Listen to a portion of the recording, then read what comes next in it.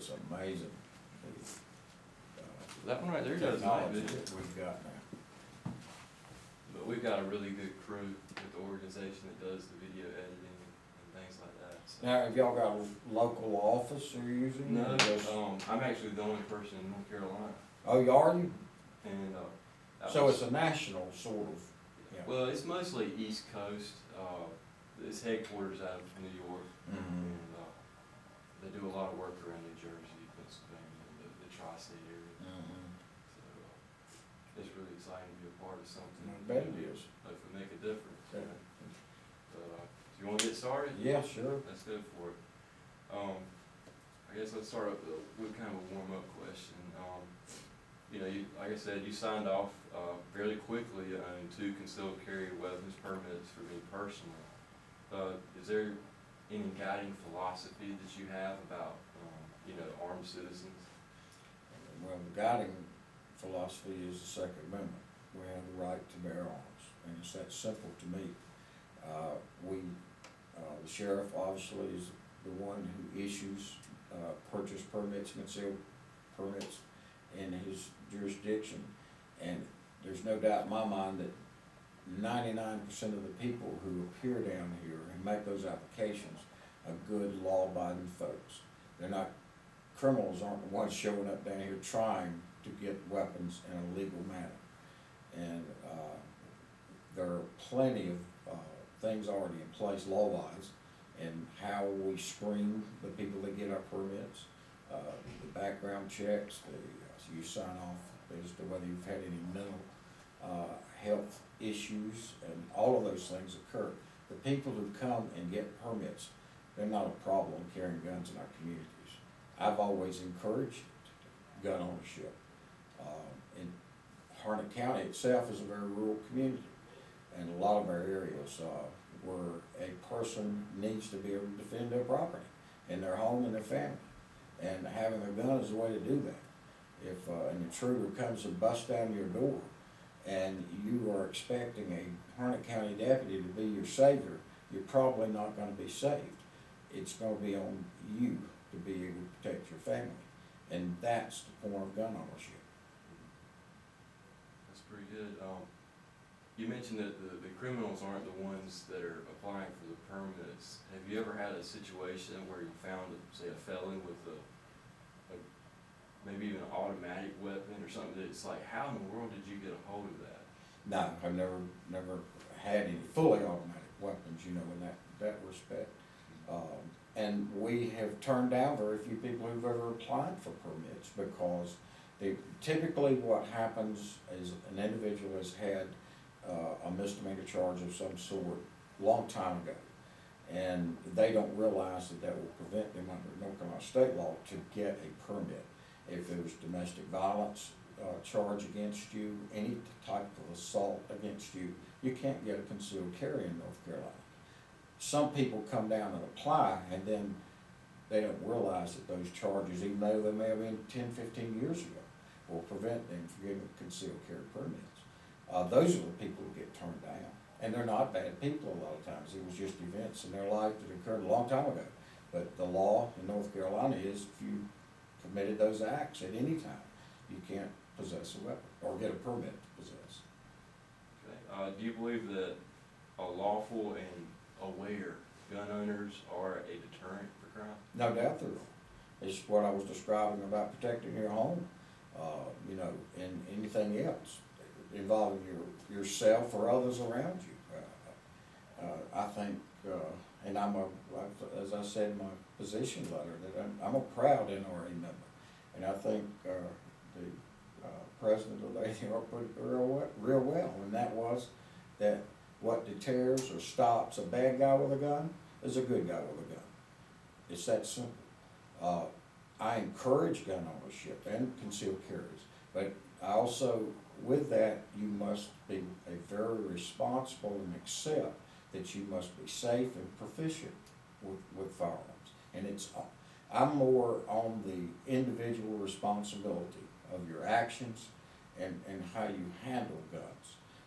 The people who carelessly leave weapons in their home and small children get them, or some teenager steals their guns out, that's irresponsible. And those things come with gun ownership, is being responsible in those matters. A lot of the shooting instances we've seen over the last several years, particularly the school-related things, have been where young kids have taken guns from the home that their parents had. And it's incumbent on parents to, be responsible. Courts have ruled that police have no, quote, obligation to defend. Basically, the police cannot guarantee any one citizen's safety. Can you explain this for our listeners?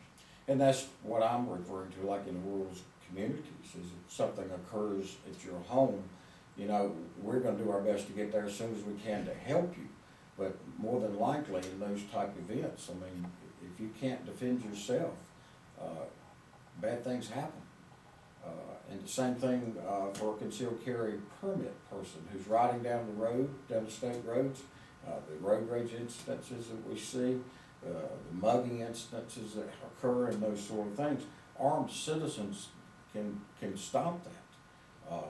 But there again, it goes with being responsible people carrying guns. I wouldn't want everyone, there's a lot of folks that aren't really proficient with weapons. And I wouldn't want them out in public with them. The person who gets the concealed carry permit, that doesn't make you a safe and proficient gun handler. They just gave you a permit to carry it. It's on you, your responsibility to be proficient with the weapon. And that's got a lot to do with the issue of guns, I think, more than talking about the bans on certain types of weapons, magazine capacities and all of that. That has nothing to do with the issue of what's going on in this country. We have a cultural problem, I think, is one aspect of it. The violence we see on the job has increased tremendously over the last 10 years. There are instances that occurred in our county that I've been toting badge now for about 40 years, and I have seen in the last 10 years more violence on our local communities than I've ever seen in my career.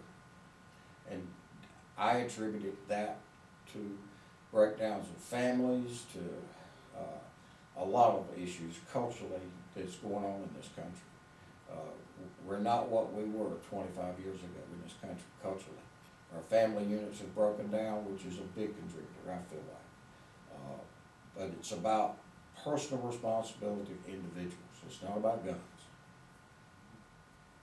Okay, how can you protect your citizens and your officers from unconstitutional legislation?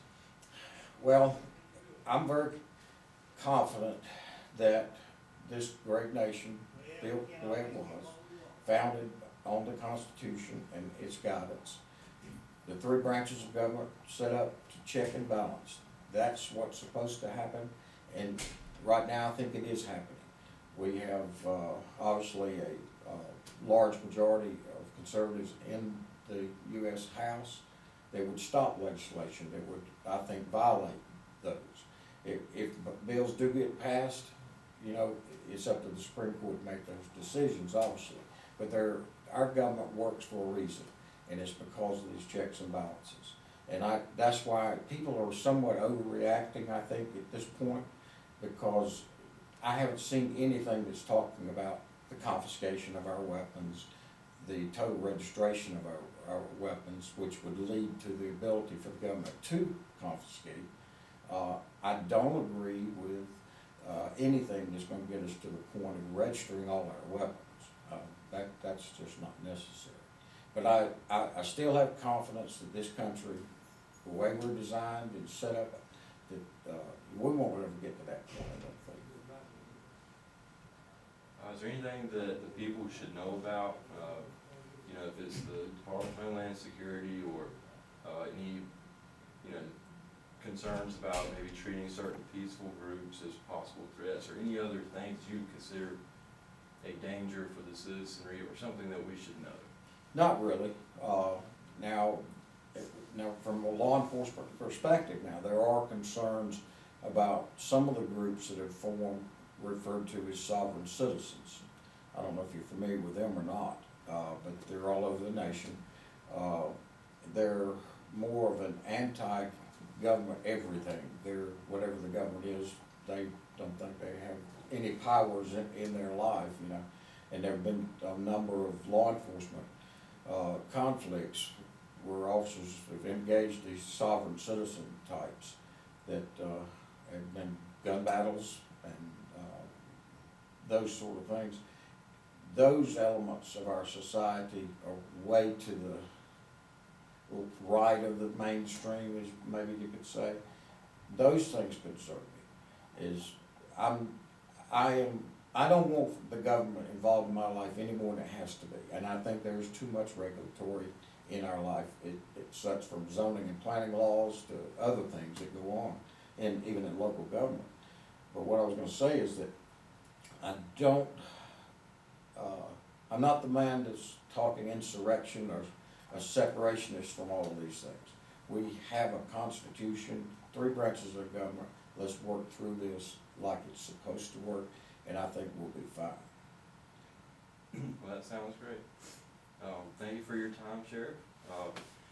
We'll get this online and hopefully we'll make a difference. Yeah, well, I hope it gets some decent information out there. I appreciate what you're doing, because you're so right about what, and people go on the internet and they read things and they think that's the gospel thing, just because it's there. And there's so much misinformation, and people tend not to look into matters to the depth to find out what are the facts here. If you tend to lean to this side or lean to that side, because I'm questionable of even people who I've got a lot of confidence in are good conservative people in the government, in the state and in Washington. But sometimes they'll say things that I think, well, I don't know about that. You know, so you need to investigate a little bit. Well, and sometimes the reaction to something like that can cause more trouble. Oh, Lord, sovereign it does. citizens, you know, Sure. getting too worked up and overreacting can And be yeah, a self-fulfilling prophecy, I guess. that pretty much. And of course, that's what's going on here with certain politicians on the gun issue. Is there are a lot of them that got this mental something about them that they think the gun, if they control that gun, they're going to stop these other things. And all the evidence shows that's not true. Chicago's got the largest homicide rate in the nation. They've also got the toughest gun laws in the nation. But I mean, simple things is what you look at to get answers. Okay. Well, thank you for your time, You Sheriff too. Ross. Tell your dad I said howdy.